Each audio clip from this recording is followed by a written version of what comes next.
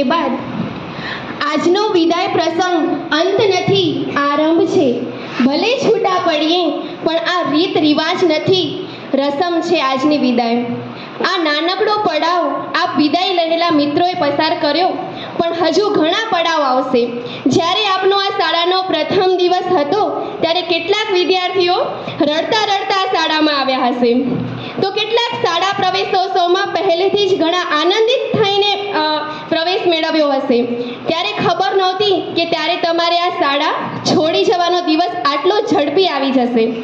આ શાળામાં તમે જે જ્ઞાન મેળવ્યું તે તમને આજીવન યાદ રહેશે. વસંત આવી ન આવી ત્યાં તો પાનખર આવી ગઈ, વસંત આવી ન આવી ત્યાં તો પાનખર આવી ગઈ, આપણે મળ્યા ન મળ્યા ત્યાં તો વિદાય આવી ગઈ. તો કાર્યક્રમને આગળ વધારતા આજે આ ધોરણ 8ના 17 બાળકો જ્યારે વિદાય લઈ રહ્યા છે, ત્યારે આપણી શાળાના ધોરણ 3 થી 7ના બાળકો પણ એમને કંઈક કહેવા માંગે છે.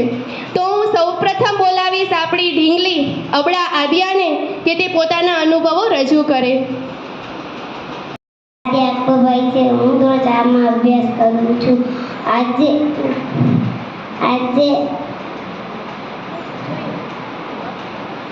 અત્રે ઉપસ્થિત આચાર્ય શ્રી, શિક્ષકો તથા ગ્રામજનો તેમજ મારા વિદ્યાર્થી મિત્રોનું સ્વાગત કરું છું.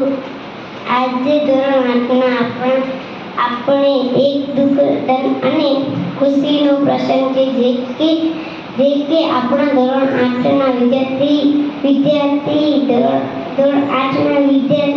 ભાઈ બહેનો આપણી સ્કૂલ છોડીને જતા રહેશે, જે આપણા માટે દુઃખનો પ્રસંગ છે. જ્યારે એક બાજુ જોઈએ તો અમારા મોટા ભાઈ બહેન તેમના જીવનનું એક પગથિયું ચઢવા જઈ રહ્યા છે. તેમની પણ ખુશી છે. હંમેશા તમે આગળ વધો અને મહેનત વગર કાંઈ મળતું નથી. સખત પરિશ્રમનો કોઈ વિકલ્પ નથી. મારા ભાઈ બહેનો, મહેનત એવી કરો કે ભગવાન પણ મહેનતનું ફળ આપવા. પરેશભાઈને કે તે પોતાના અનુભવો રજૂ કરે.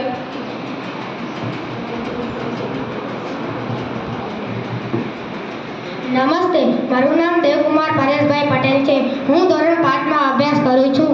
અત્રે ઉપસ્થિત આદરણીય આચાર્યશ્રી, માનનીય શિક્ષકો તથા મારા વાલા મિત્રો, આજના આ વિદાય પ્રસંગે આપ સૌને મારા નમસ્કાર.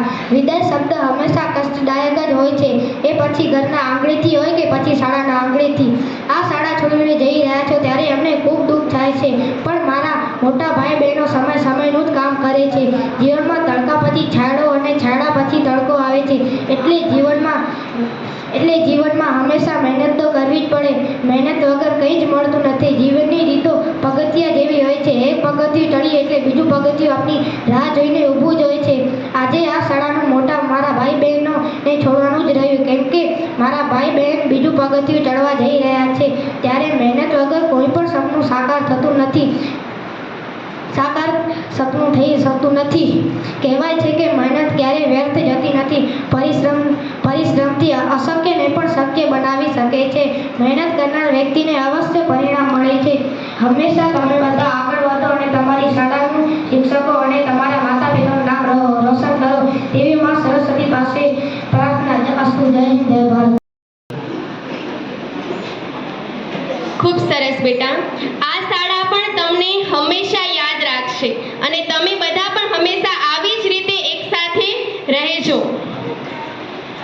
ફરી આપણે આપણી વહાલી દીકરી સોઢા શિફાબાનુને બોલાવીશ કે તે પોતાના અનુભવો ધોરણ 8ના બાળકો સાથેના રજૂ કરશે.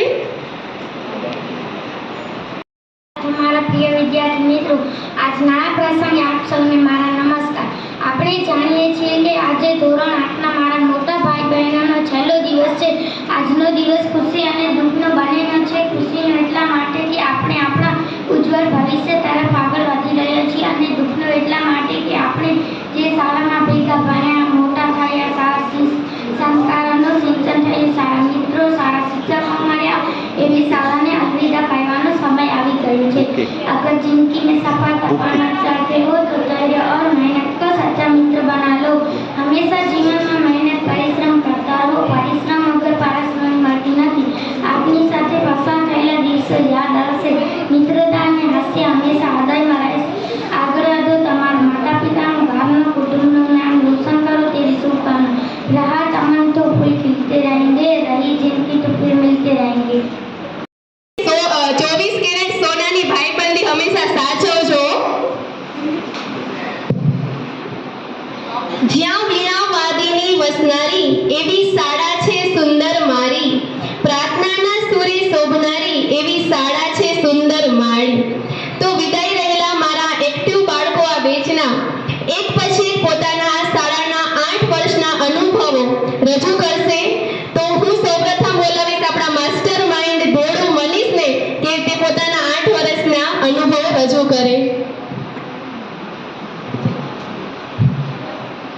આદરણીય આચાર્યશ્રી, માનનીય શિક્ષકગણ તથા મારા પ્રિય વિદ્યાર્થી મિત્રો, આજના શુભ પ્રસંગે આપ સૌને મારા નમસ્કાર.